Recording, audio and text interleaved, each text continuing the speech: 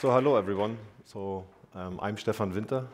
I'm new to the industry. So first and foremost, I would love to thank you, Hartmut, for inviting Rakuten Symphony to presenting here in this exceptional audience, the Rakuten Symphony, what we did in Japan. So please give them a round of applause to Hartmut and the team. So yeah, I'm with Rakuten since 2018. I joined the e-commerce part, and then early 2020 I joined the mobile business. And obviously I'm not Thierry. I guess most of you are familiar with Thierry from Altiostar, now Rakuten, a colleague of mine, and I took over the presentation today, so don't be surprised. Rakuten, at a glance, at the moment we have 15 billion total annual revenue. Just to give you a brief introduction what Rakuten is about. We have 1.5 million members around the globe, and we are covering 70 different services, all related to digital businesses in 30 different countries. So it's ranging really from banking, card payment, e-commerce. That was the starting point back in the days, 1997. Mikitani-san, Hiroshi Mikitani, he founded Ichiba. It's a marketplace, and since then, 25 years later, it's an impressive journey, I would say, and we started already to build a network in Japan, but that will come a bit later. So maybe you knew or you witnessed Rakuten on the FC Barcelona jersey. We stopped now the engagement. It was 4 years. It was a good investment, so we had a lot of fun, and we helped them a lot of improving the digital experience on the membership. But we keep on the sport branding, let's say, with the Golden State Warriors in the Bay Area, with Rakuten Eagles, Rakuten Vissel Kobe. I don't know if you witnessed it. Lukas Podolski played for Vissel Kobe, etc., etc. But yeah, let's go to the next slide and talk in terms of, let's say, mobile business. Rakuten, the strategic objectives. We have the idea, or Mikitani-san, he said, internet is for free. Internet is a human right.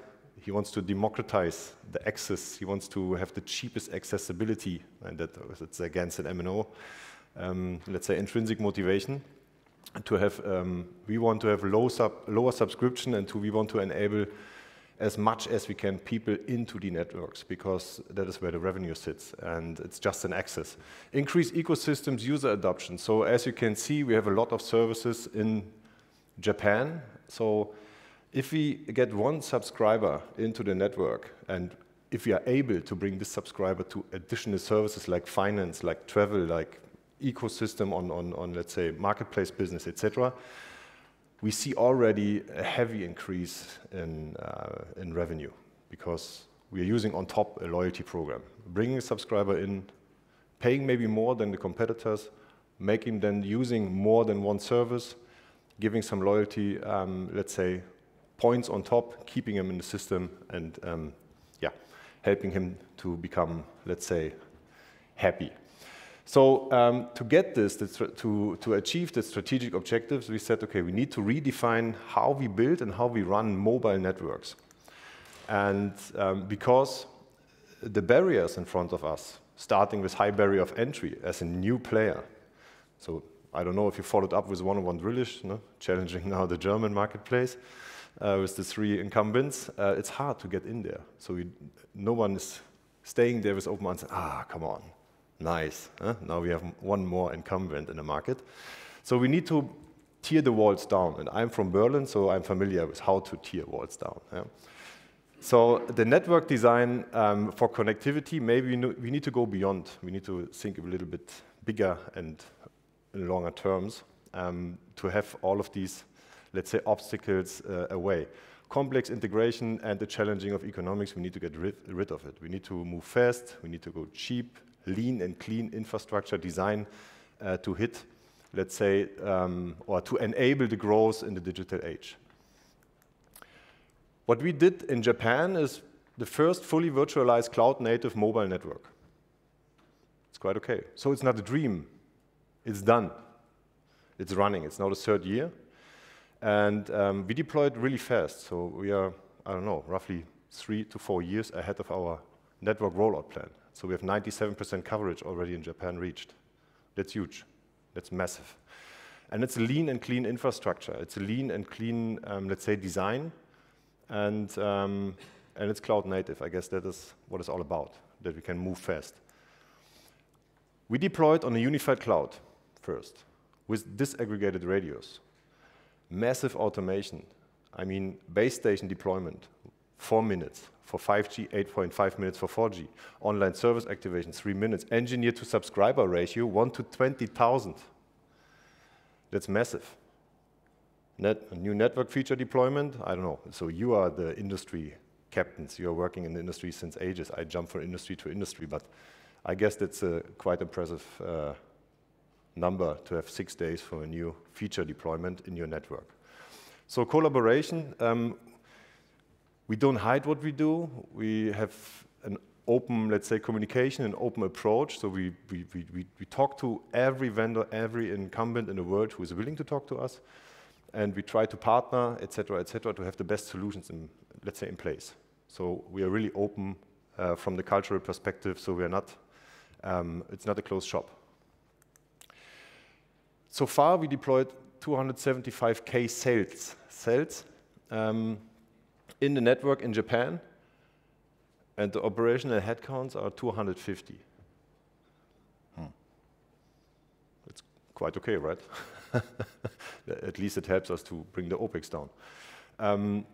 I guess I'm not in each and every network in the world, but I guess we have the biggest headnet deployed in the world.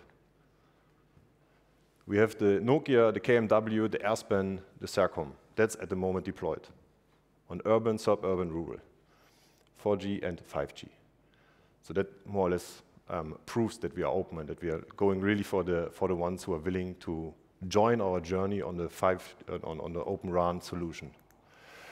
That being said, is the result you can see here is in CapEx, because we are open. We don't need to stick with one vendor dictating us the pricing, so we can challenge the vendor on the hardware side.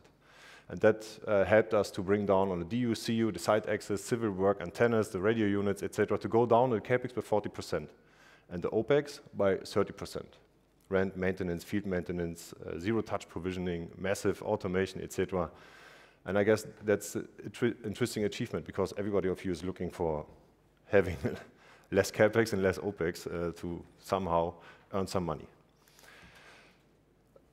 Now, explaining what we did in Japan, I say, okay, it's Open RAN, it's virtualized, it's cloud native, deploying different, let's say, units from different vendors, etc. What about the quality? And Hakan and its team, they went to Japan, they challenged us, the network, and they came back and said, well, that's among the best networks in the world. So it's a completely new technology, more or less, or a new approach, challenging the legacy, bringing less CapEx, bringing less OpEx, and hitting the KPIs. I guess you should think about to at least have a look into it. Rakuten Mobile and the success story, the idea of Mikitani-san and the team with Tarek Amin, he's the visionary behind this network with Mikitani-san, is to bring the success of Rakuten Mobile to the world. So we're not hiding it, we want to share it. We would love to have let's say, a marketplace where we bring all of our features, products, and you go there and you buy it just what you need. You just pick what you need. If you have something nice to sell, you bring it there. Another one, just go there and pick what they need.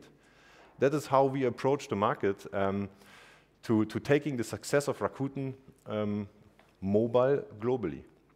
And you are invited to talk to us, to join us, and maybe to bring your solutions you developed for your own network into the world, because it's simply a good product. We could say we are a startup.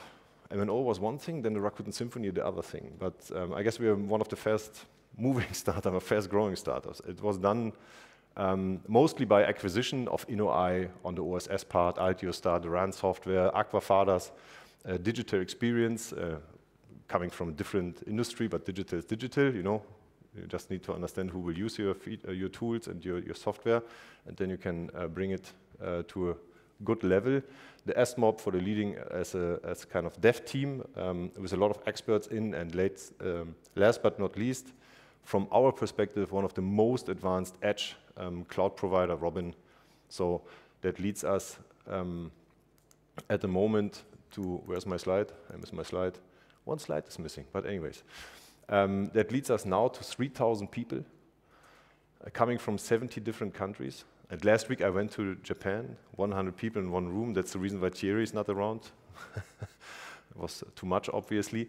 And it was so diverse, and it was more or less we have the opportunity, because sitting across the globe in so many locations, having so much diversity from people, skills, and how you approach things, that is a unique opportunity for us to succeed, not only on a Rakuten Mobile in Japan, also on a Rakuten Symphony. The Symphony identity, so we are a digital platform business. We are not an MNO going into software. We are software natives from the beginning. 25 years ago, we started with software solutions. And that brings us that to the 3,500 people we have, 90% of them are software developer or working in R&D. So we have massive power to develop new features. And the approach is more or less whatever you need to touch twice, sit down and code. We bring all of the people working in customer success, working in customer service, that they at least get the knowledge of how to code. And that's different. So the purpose, drive innovation into the telco industry by empowering our customers to become a true digital platform, and as said, democratize the connectivity everywhere. So, there's my slide. Sorry, it's not gone. So 3,500 people, 90% of them working in R&D and software development function. So we are across 13 locations so far: India, Japan, Germany, US, EMEA. And we serve 70 different, or we have in our team 70 different countries combined, connected in our, let's say, working culture. And yeah. The market traction, I don't know who went to the Mobile World Congress this year in Barcelona. It was immense. It was surprising also for us. It was so much attention on Rakuten Symphony and Rakuten Mobile, what we did. We had a lot of announcements, new hardware components, cooperation with these guys, doing that, bringing a marketplace to life, etc. I will talk about the marketplace approach tomorrow. If you're interested, I would hope I see you again. And that is the market, let's say, traction at the moment. So it's across the globe. We're talking to more than 100 companies, MNOs, across the globe on different, let's say, solutions, from OSS up to turnkey approaches, greenfield, brownfield, you name it. Yeah. So, and if you are interested to learn more about Rakuten Symphony, I'm around, I'm on the boat. I'm around tomorrow, and if you like it, maybe we will see us again in Japan to show you that the network is not a dream, it's not on PPT, it's not designed only, it's running, it's working, it's successful. Thank you all for your time. Have a nice day.